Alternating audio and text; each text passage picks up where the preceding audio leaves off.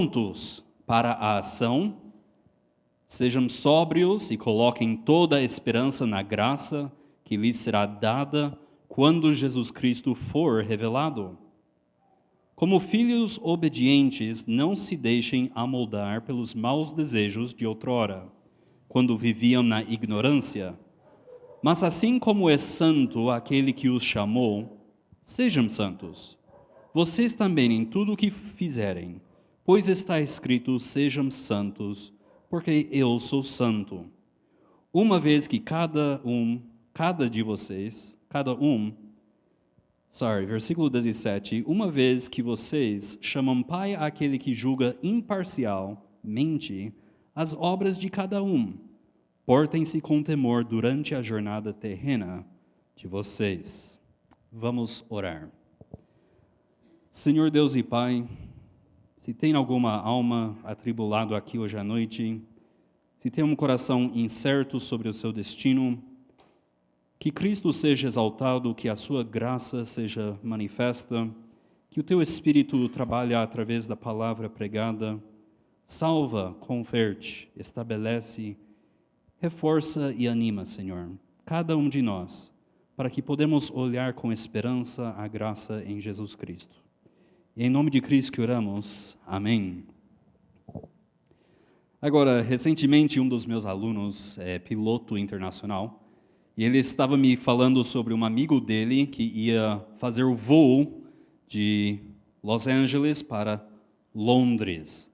E ele estava me falando que esses dois era brasileiro, e um deles o copiloto tinha viajado de Guarulhos para Texas, para Los Angeles, e ainda ia fazer esse voo acho que era mais de 20 horas para Londres. E eles entraram no avião, tem um computadorzinho que você coloca os dígitos de onde você está partindo e os dígitos do seu destino. E o avião, assim que você ligar o piloto automático, o avião vai sozinho. E esse amigo do meu aluno, na cabeça dele, estava indo para Londres, e o avião começou a descer para o sul, como se tivesse cabeça própria, e o copiloto brasileiro, ele era tão cansado que ele digitou os números para ou São Paulo ou Rio de Janeiro, não lembro. Mas na cabeça do piloto, ele estava indo para Londres, mas o avião estava indo para o Brasil. Pouca coisa, mas no faz grande diferença, é massivo. E nessa passagem que vamos entrar agora, Pedro vai estabelecer alguns pontos, algumas coordenadas.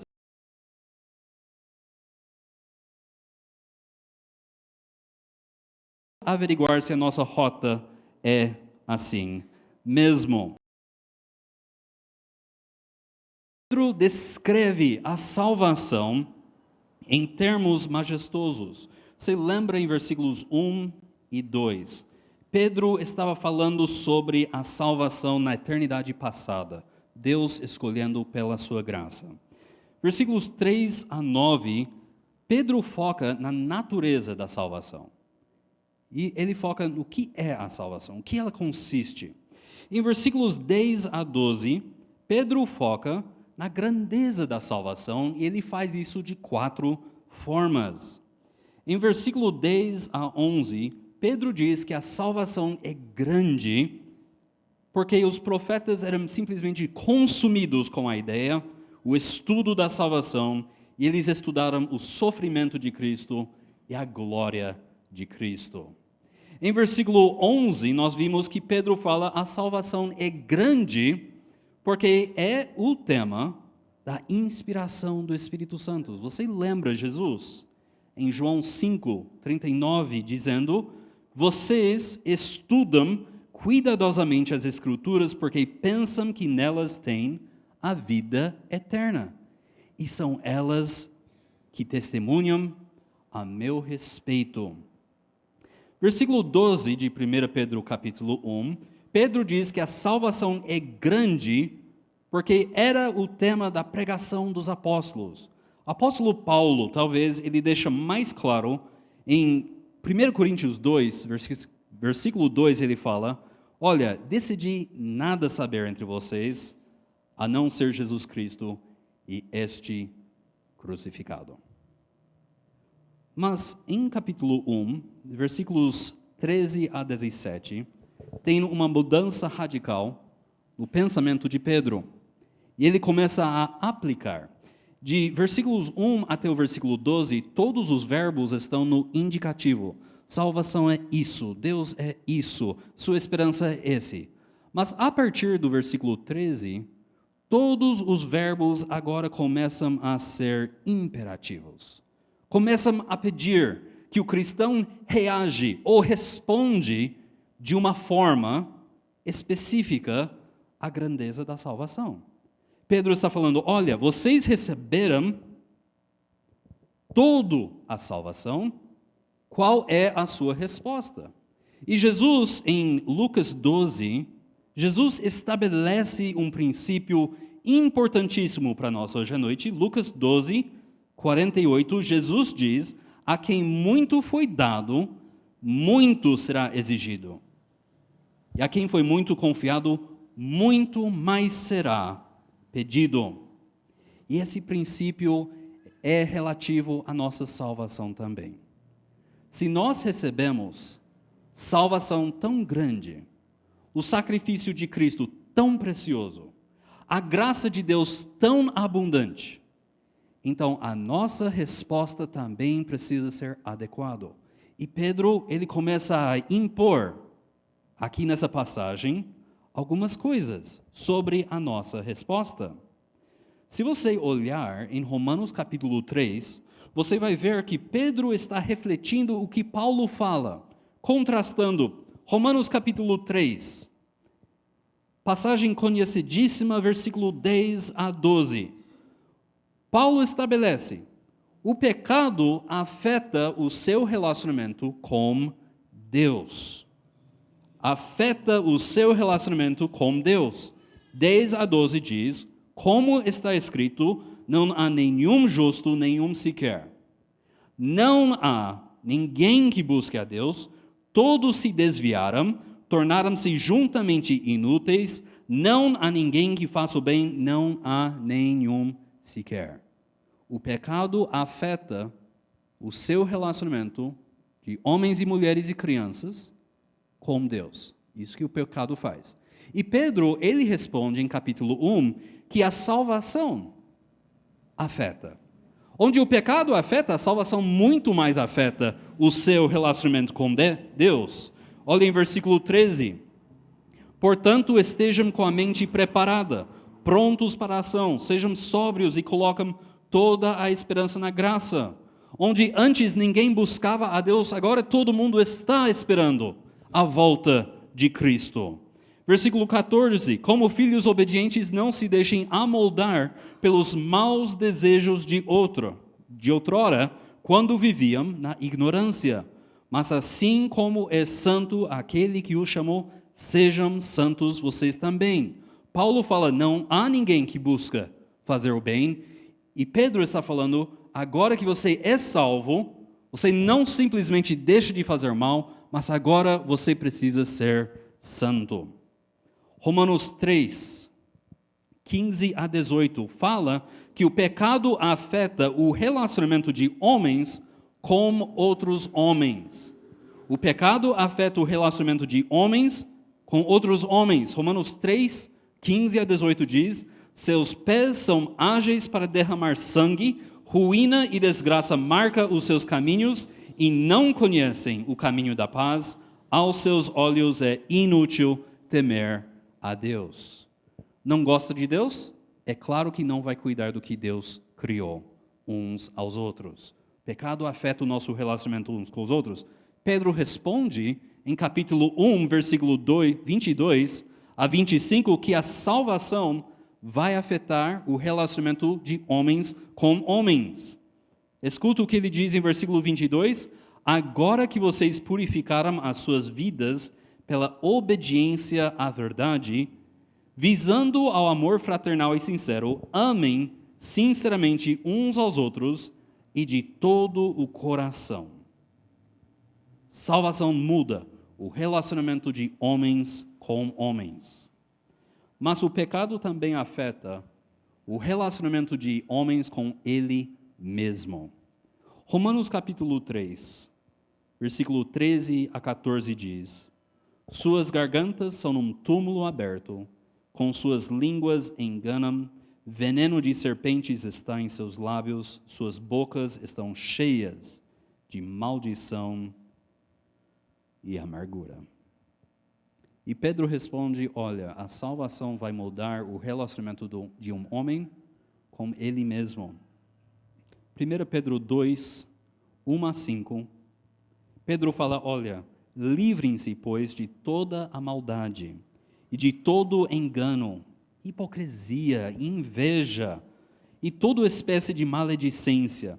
Como crianças recém-nascidos, desejem de coração o leite espiritual puro, para que por meio dele cresçam para a salvação, agora que provaram que o Senhor é bom.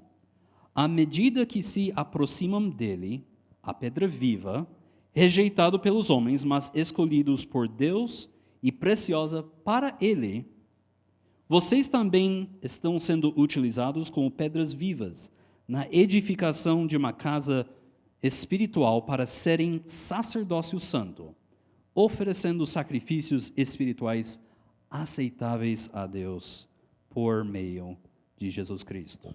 Alguém que passa de ter uma língua cheia de veneno e mentira, agora passando para o outro lado pela graça de Deus na salvação, desejando a palavra de Deus, deixando de lado a inveja, a hipocrisia e todas essas coisas, e mais que isso, sendo utilizado por Deus como sacerdócio santo.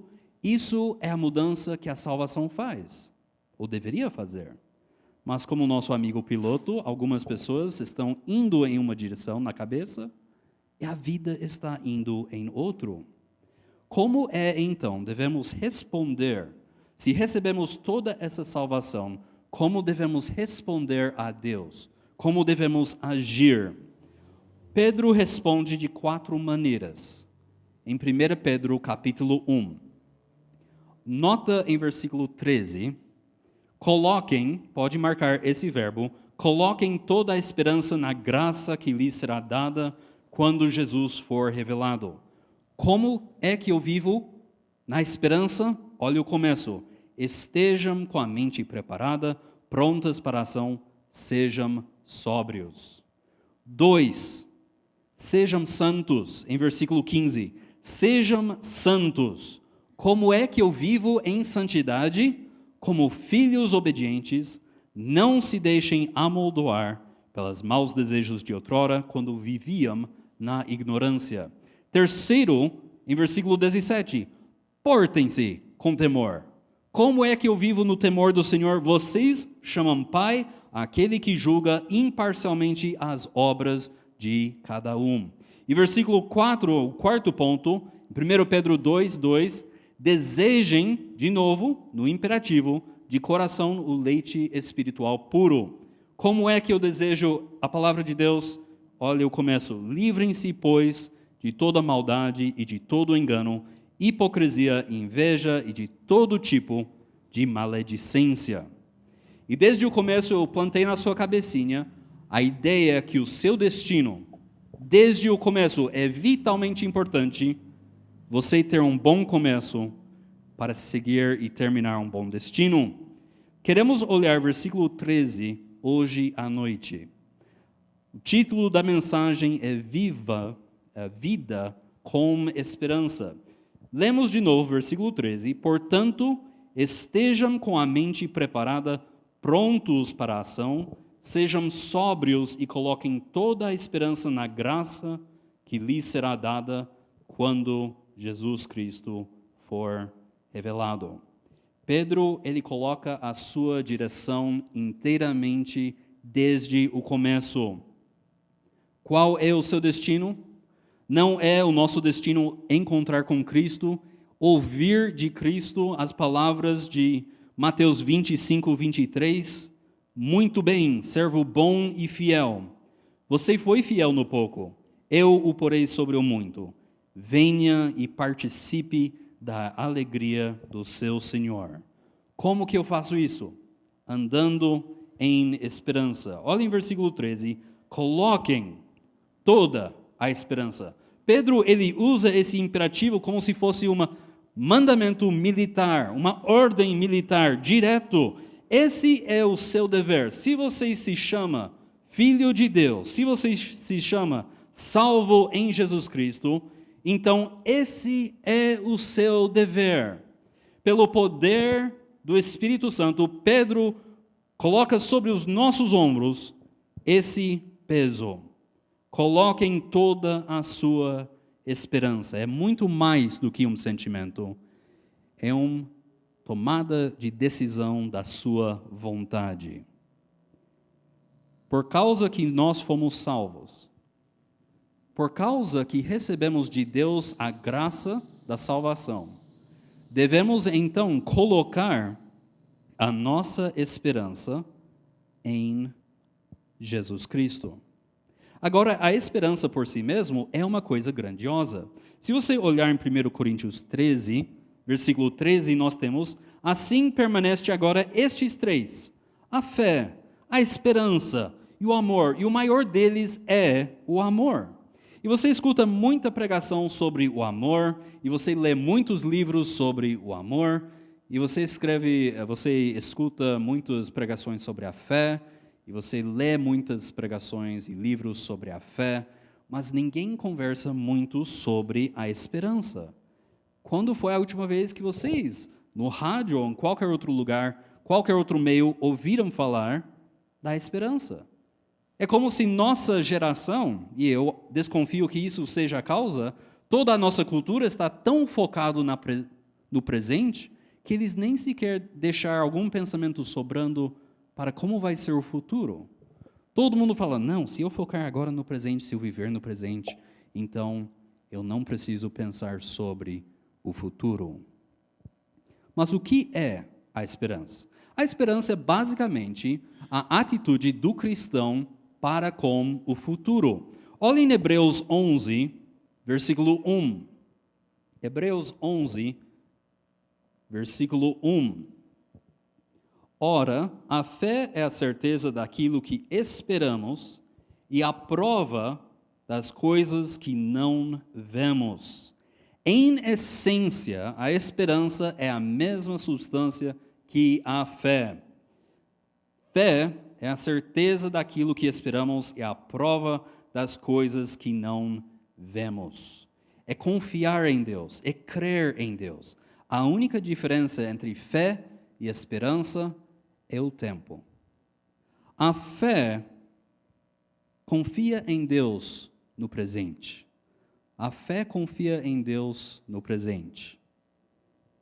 Acredita naquilo que Deus falou para o presente. Acredita em o que Deus tem feito para o presente. E a esperança é acreditar em Deus para o futuro. A esperança crê o que Deus tem prometido, o que Deus irá fazer no futuro. Então, Pedro ele fala: a sua resposta, a sua reação, a sua obrigação é viver nessa esperança, com a esperança fixada na promessa de Deus para o futuro.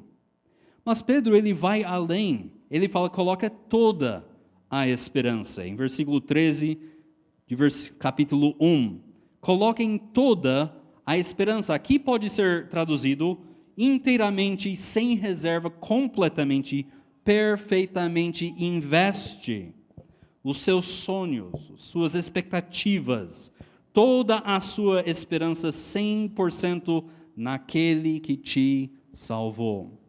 Se você está esperando grandes coisas de homens ou mulheres, maridos ou esposas, entenda que isso é o caminho mais fácil para o desapontamento e frustração.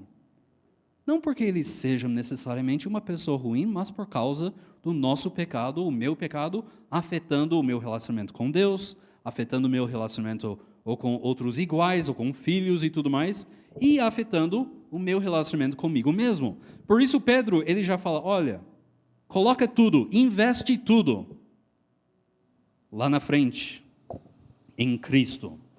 Pedro Nota em Hebreus 6, por favor.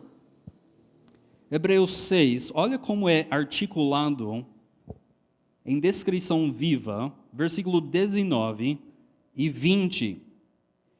Temos esta esperança como âncora da alma. Tem alguém com alma que está vacilando, que está sendo levado em volta por circunstâncias? Aqui é sua âncora. Temos esta esperança como âncora da alma, firme e segura. Do seu lado você está segurando da ponte, da âncora. Mas aonde que é o outro lado da corrente? A qual adentra o santuário interior por trás do véu, ancorado no quê? Onde Jesus, que nos precedeu, entrou em nosso lugar, tornando-se sumo sacerdote para sempre. Se você não tem no seu foco a sua esperança em Jesus Cristo, então você sofrerá frustração e desapontamentos, como já sofre nessa vida.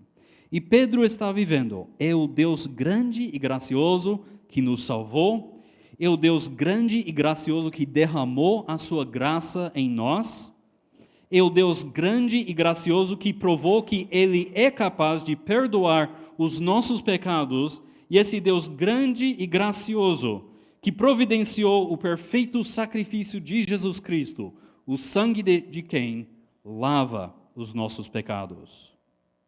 Esse Deus que é fiel no presente, é o mesmo Deus que será fiel no futuro. E você pode colocar a sua esperança nisso, toda a sua esperança nisso. Perceba que Pedro, ele já falou acerca disso em capítulo 1, em versículo 3. Ele diz: bendito seja o Deus e Pai de nosso Senhor Jesus Cristo. Conforme a sua grande misericórdia, Ele nos regenerou para uma esperança viva. Qual é o motivo da nossa esperança? Qual o propósito? Olha em versículo 4, para uma herança que jamais poderá perecer, macular-se ou perder o seu valor, herança guardada nos céus para vocês que, mediante a fé, são protegidos pelo poder de Deus, até chegar à salvação prestes a ser revelado no último tempo. Pedro diz: vive a sua vida na esperança dessa herança eterna. Vive a sua vida na esperança de Jesus Cristo. Por que Pedro fala isso? Porque ele nos chama, ele nos manda, ele nos ordena a viver em esperança. Porque, de alguma forma, isso é melhor para as nossas vidas agora. A gente já meio cansou um pouco de ouvir pessoas falando sobre gratidão, como isso é bom para você, como isso resolve muitas coisas, sem falar que a gratidão a Deus é o que a Bíblia manda, é a vontade de Deus através de Jesus Cristo. Pedro não está falando acerca da esperança como se fosse um coaching cristão. De fato, a esperança nos faz erguer os olhos além desse mundo pecaminoso, eleva-nos acerca das circunstâncias que debilitam tantas pessoas, mas Pedro nos chama a esperar em Deus, porque é isso que glorifica a Deus. Olha em Romanos, por favor. Pula comigo para Romanos 14, versículo 16.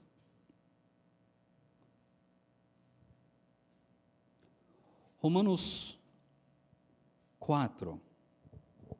Romanos 4, não 14. Romanos 4, 16. Vamos pular com os dois pés nesse versículo no meio do argumento de Paulo, mas lemos: portanto, a promessa vem pela fé, para que seja de acordo com a graça e seja assim garantida a toda a descendência de Abraão, não apenas aos que estão sob o regime da lei, mas também aos que têm a fé que Abraão teve. Ele é o pai de todos nós. Agora nota, por favor, em especial, versículos 17 e versículo 18. Como está escrito: eu o constituí pai de muitas nações. Ele é o nosso pai aos olhos de Deus, em quem creu o Deus que dá vida aos mortos e chama à existência coisas que não existem, como se existissem.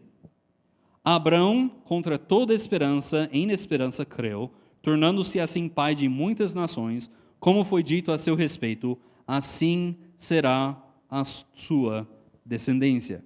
Agora entende o lugar onde Abraão estava. Ele estava entre a promessa de Deus. A promessa de Deus.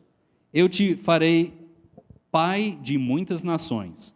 Mas em versículo 18, Abraão contra toda esperança, em esperança creu. A escolha de Abraão era entre o que Deus falou e a realidade que ele era homem velho, que a sua esposa era velha também, e que eles estavam sem filhos. Mas, versículo 19, sem se esfraquecer na fé, reconheceu que o seu corpo já estava sem vitalidade, pois já contava cerca de 100 anos de idade, e que também o ventre de Sara já estava sem vitalidade. A realidade diz uma coisa, Deus diz outra. Mesmo assim, em versículo 19 a 21, mesmo assim, não duvidou, nem foi incrédulo em relação à promessa de Deus, mas foi fortalecido em sua fé e deu glória a Deus. Quando nós cremos no que Deus fala, quando nós cremos no que Deus promete, quando declaramos que Deus é um Deus que cumpre e honra a sua palavra, que Deus tem o poder não somente de prometer, mas também de efetuar aquilo que Ele prometeu, glorifica a Ele. 3, 1 Pedro 1:13. Coloquem toda a esperança na graça que lhes será dada quando Jesus Cristo for revelado. Coloque toda a esperança na graça. Pedro diz, coloque toda a esperança no quê? Esse versículo, em versículo 13, está falando sobre a segunda vinda de Jesus Cristo. Em 1 4:13, ele volta a falar sobre a segunda vinda de Cristo com essas palavras. Mas alegrem-se à medida que participam dos sofrimentos de Cristo, para que também, quando a sua glória for revelada, vocês exultem com grande alegria. A volta de Cristo. Em Romanos 8, Paulo, ele fala, esperando ansiosamente nossa adoção como filhos, a redenção do nosso corpo. Romanos 8, 23. E o apóstolo João, o grande trindade de apóstolos, ele fala em João 3, versículo 2, 1 João 3, 2, amados, agora somos filhos de Deus, e ainda não se manifestou o que havemos de ser, mas sabemos que, quando Ele se manifestar, seremos semelhantes a Ele, pois o veremos como Ele é. Então, a segunda vinda de Cristo é um momento magnífico, que todo mundo está esperando, onde seremos transformados, esse corpo livre da presença do pecado, onde vimos Jesus Cristo em toda a sua glória, onde nós veremos a glória de Cristo e seremos feitos semelhantes a Ele. Olha como Paulo refere em Tito, capítulo 2. Tito 2, ele fala, versículo 11, porque a graça de Deus se manifestou salvadora a todos os homens. Isso é salvação, fase 1. A graça salvadora se manifestou. Olha em versículo 13. Enquanto aguardamos a bendita esperança, a gloriosa manifestação do nosso grande Deus e Salvador, Jesus Cristo. Isso é salvação, fase 2. E Pedro, ele não fala, fita os seus olhos nesse grande evento, fita os seus olhos na esperança de como você vai ser perfeito e feliz. Ele não fala isso. Ele chama a atenção dos homens, a quem ele escreve, em versículo 13, coloquem toda a esperança na graça que lhes será dada. Na graça. Quando você veio a Jesus Cristo, foi inteiramente pela graça, não foi? Você não merecia a salvação, você não era digno da salvação. Você não, pelo seu esforço, trouxe a salvação para você. Era inteiramente pela graça. Efésios 2, versículo 8, desenvolve isso também. Pois vocês são salvos pela graça por meio da fé. Isto não vem de vocês, é dom de Deus. Não se engana, a salvação não é por obra de homem qualquer. É inteiramente pela graça de Deus. Mas Pedro agora vincula que a volta de Cristo, quando Cristo vem redimir os corpos, quando Cristo vem dar as recompensas, tudo isso não vai ser baseado nas suas obras. Você não vai receber galardão por causa do que você fez, pela sua força, pela sua inteligência. Vai ser feito inteiramente pela graça também. Pela graça. Deus, pela graça, redimiu a sua alma. Deus, pela graça, vai redimir o seu corpo. Deus, pela sua graça, Ele te colocou no corpo de Cristo, e Deus, pela sua graça, vai te levar ao céu. Deus, pela sua graça, te deu o perdão dos seus pecados. E Deus, pela sua graça, te dá a liberdade do pecado lá no céu. Inteiramente pela graça, de começo ao fim. De começo ao fim. A graça de Deus permite que você chegue perante Ele em oração. E a graça de Deus que leva você à comunhão com o Senhor pela eternidade. É isso que Deus faz pela graça. Não porque você merece, não porque você ou eu é digno, não porque a gente é especial de alguma forma, mas pela sua graça, Deus faz todas essas coisas. Efésios 2, 8, pois vocês são salvos pela graça, por meio da fé. Isto não vem de vocês, é dom de Deus. Você não pode se salvar. Você não pode se manter salvo. E você não pode merecer um lugar no céu, longe da graça de Deus. Pensa disso desta forma. Deus, na eternidade, escolheu você para ser gracioso com você, para derramar a sua graça, sobre graça, em cima de você. Os seus pecados perdoados, continuamente sendo perdoados também. Deus dá o seu Espírito Santo, Deus dá a sua palavra, Deus dá a alegre comunhão e celebração de estar com outros que estão trilhando o mesmo caminho, outros peregrinos. E Deus te dá a capacidade de ver a capacidade de ver o mundo com olhos diferentes. Como um mundo que Deus criou, que eu amo e Ele me ama de uma forma pessoal. Deus te deu tudo isso, graça sobre graça, é a melhor coisa que qualquer um de nós vai experimentar nesse mundo. É a graça de Deus. E a resposta para essa graça é justamente de colocar a esperança, procurar a graça que vem junto com Jesus Cristo. Como Gálatas desenvolveu tão bem com Tiago, olha, vocês são salvos pela graça e agora vão continuar com as suas próprias forças? Imagina ser aquele coitado que foi circuncidado um dia antes da chegada da carta de Paulo aos Gálatas, né? Assim que eu consigo andar de novo, vou bater em alguns judeus. Mas é justamente isso, a graça sobre graça. E no final de tudo é graça sem medida, para sempre e sempre. Todo mundo descreve o céu como alguma coisa estática. Mas a realidade é que nós vamos ir para o céu e vamos aprender mais sobre Deus, sem o limite do pecado, sem o limite da nossa humanidade, e vamos, pela eternidade, aprender mais e mais e mais sobre Deus, Jesus e a graça, porque Deus, Jesus e a graça são assuntos infinitos.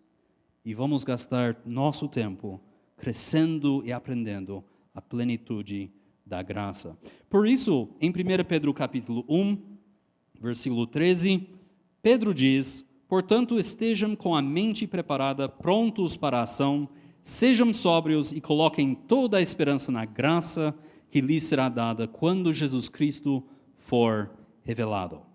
E nós olhamos essas coisas hoje à noite e a pergunta óbvia é: como que eu faço isso? E isso é assunto para outra pregação. Hoje à noite não. Agradeço a sua atenção. Vamos orar. Senhor Deus e Pai, necessitamos de cada dia nova lembrança que o Senhor nos salvou pela graça, porque o nosso orgulho nos leva a pensar que nós conseguimos fazer alguma coisa para te agradar. Mas tudo já foi feito em Jesus Cristo. Senhor, que nós sejamos não somente relembrados dessas gloriosas verdades da sua palavra, mas que nós também manifestamos a sua graça, o seu amor, o seu perdão uns aos outros, Senhor, como Cristo mostrou para nós. Em nome de Cristo que oramos. Amém.